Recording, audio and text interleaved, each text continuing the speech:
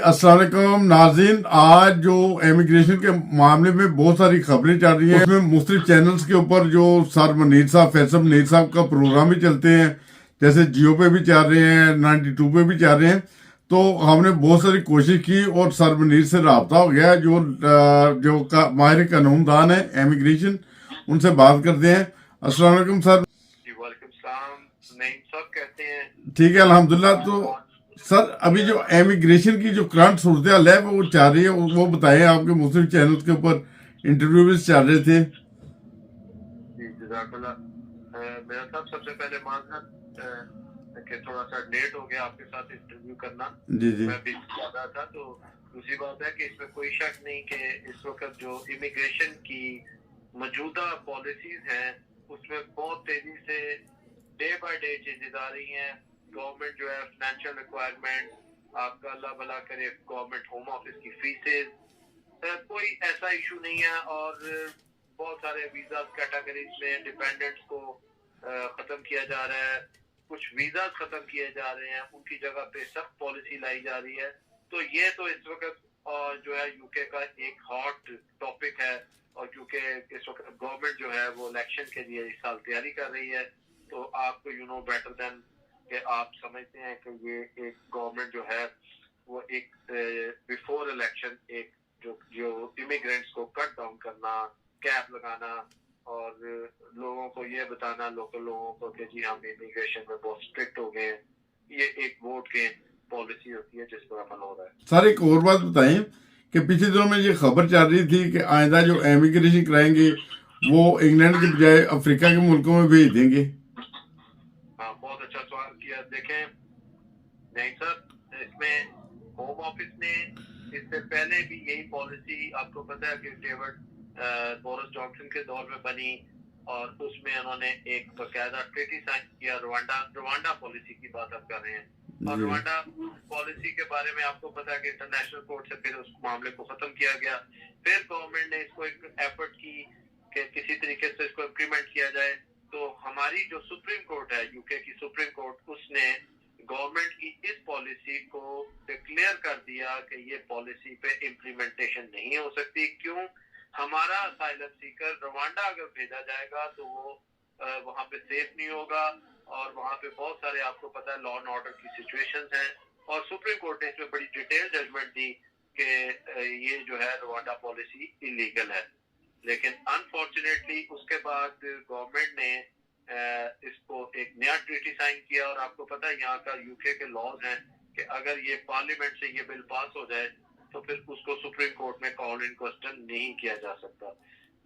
लेकिन मैं एक बात जरूर क्लियर करना चाहूंगा, क्योंकि हमें मेरे साथ बहुत सारे क्लाइंट्स दोस्त पूछते हैं कि जी ये रवांडा पॉलिसी बेसिकली है क्या।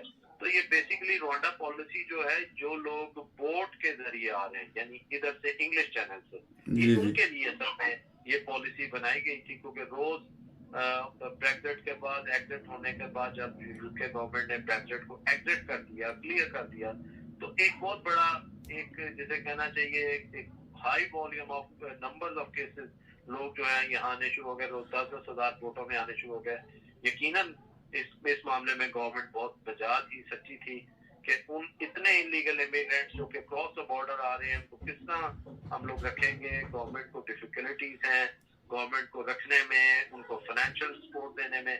तो गवर्नमेंट ने एक पॉलिसी बनाई कि इलीगल इमिग्रेंट्स, मैं इसलिए क्लियर कर रहा हूँ कि इलीगल इमिग्रेंट्स जो कि बगैर रीजनल वीजे के, बगैर आईडी के आ जाते हैं, उनको रवांडा भेजा जाएगा। तो प्लीज मैं इस पॉइंट को आपके प्रोग्राम के तरफ से क्लियर करना चाहता हूँ कि अभी तक की जो पॉलिसी है, मेरे साथ मैं कल का कुछ नहीं कह रहा, आज तक जो पॉलिसी है वो यही है कि जो लोग बॉर्डर क्रॉस करेंगे बगैर किसी वैलिड वीजे के, जो इलीगल एंट्रेंट कहलाते हैं, उनको रवांडा भेजा जाएगा। अच्छा, उनको जो बाय एयर आते हैं, जैसे कुछ लोग आप बाय एयर आके इमिग्रेशन करवाते हैं मुख्तलिफ ममालिक से, उनके लिए ये अभी भी सेफ है तकरीबन?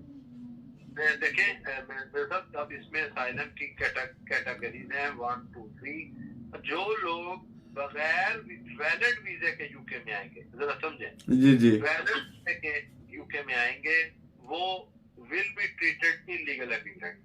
सही, ठीक है, सही अगर समझ आप आके एयरपोर्ट पे कह दें कि जी ये मेरा ओरिजिनल पासपोर्ट है और ये मेरा फेक था, मैं एजेंट के जरिए आया हूँ, तो वो भी इलीगल एंट्रेंट के जिम्मे में आएगा। जो कोई विजिट वीजा लगवा के आए, किसी कैटेगरी में वीजा लगवा के आए यूके होम ऑफिस से, गवर्नमेंट से सही एंटी क्लेम, उसको लीगल ट्रीट किया जाएगा। उसको गवर्नमेंट ने यहाँ से रवांडा नहीं भेजना, अब तक की पॉलिसी आज। बिल्कुल सही। अच्छा सर, अगर मुझे ये बताएं, जो इतनी महंगाई हो रही है, स्टूडेंट्स के लिए फीसें बढ़ रही हैं और स्टूडेंट्स के लिए कानून चेंज हो रहे हैं, वो क्या प्रोसीजर है, उस क्या हकीकत क्या है उसमें? ये आपने बहुत अच्छा सवाल किया है सर। देखिए स्टूडेंट्स जो हैं वो इस वक्त यूके में काफी ट्रबल में है।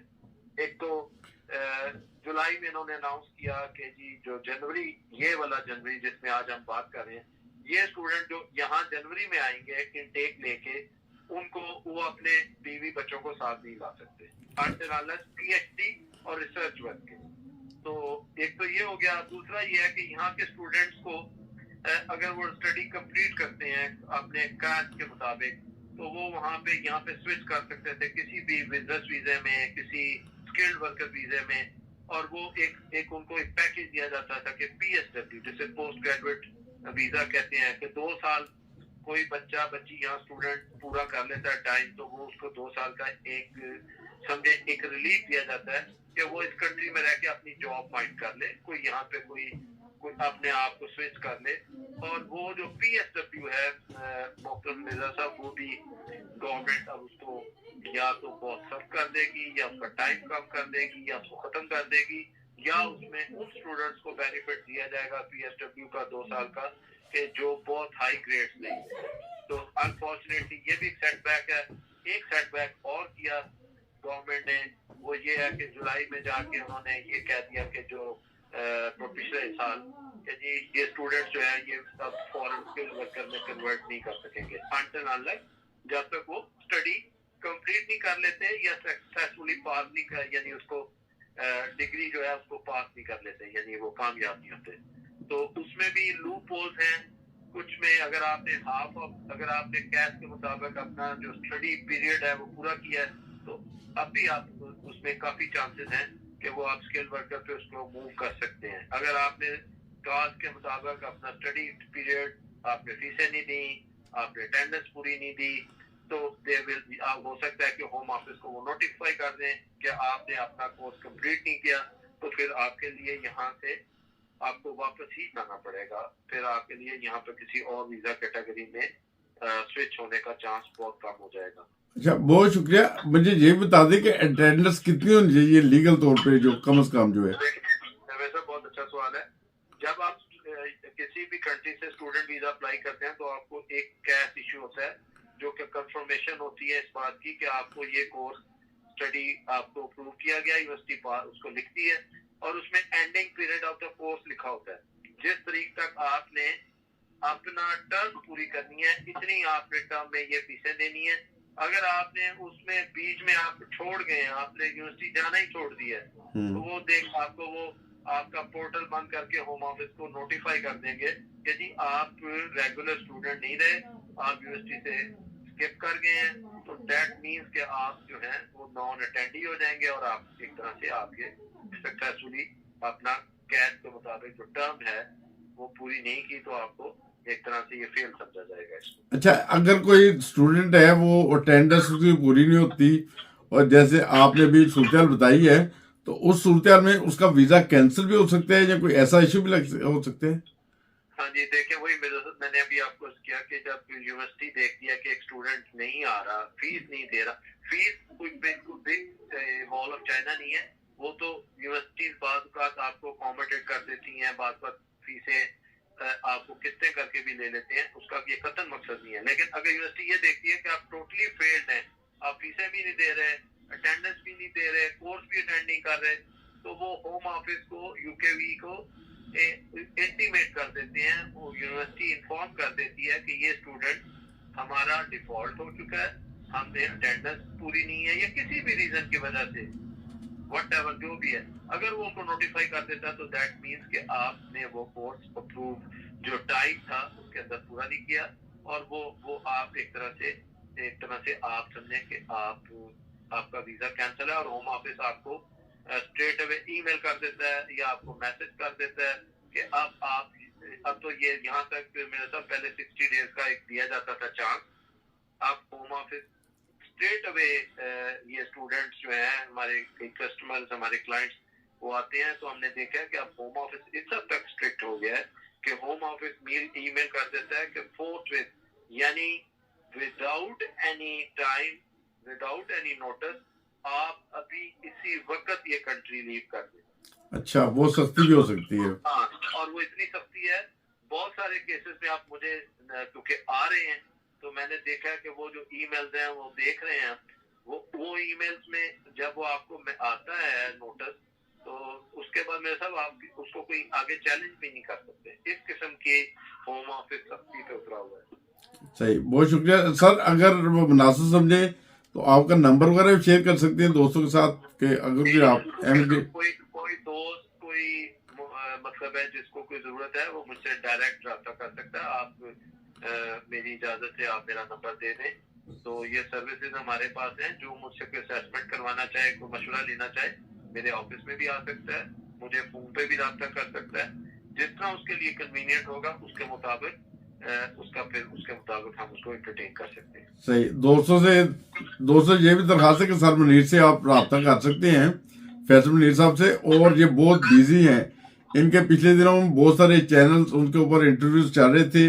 امیگریشن کے ماہر ہیں, آپ کو بالکل مفید مشورے دے سکتے ہیں, اور مفید مشورے حاصل کرنے کے لیے آپ سر فیصل منیر سے رابطہ کر سکتے ہیں, وہ قانون کے ماہر ہیں. بہت شکریہ سر آپ کا. آپ کا بھی شکریہ میرے صاحب, آپ نے مدعو کیا, میں بہت شکر گزار ہوں. اگر کوئی دوست مجھ سے آنا چاہے آفس میں بھی میرے سے اپوائنٹمنٹ لے کے آ سکتا ہے, میرے اور آفس ٹیم سے رابطہ کر سکتا ہے, مجھے ڈائریکٹ میسج بھی کر سکتا ہے. میں اس کو اسی وقت جواب دیتا ہوں. پوری کوشش کرتا ہوں کہ ایز سون ایز پاسبل اس کو رسپانس دیا جائے. نہیں سر, آپ کی بہت بہت نوازش ہے, آپ نے ہمیں بھی اپنا قیمتی وقت میں سے ٹائم نکال کے دیا, اور ہمارے چینل کو بھی بہت شکریہ سر آپ کا بھی. بہت شکریہ میرے صاحب, بہت شکریہ. بہت شکریہ.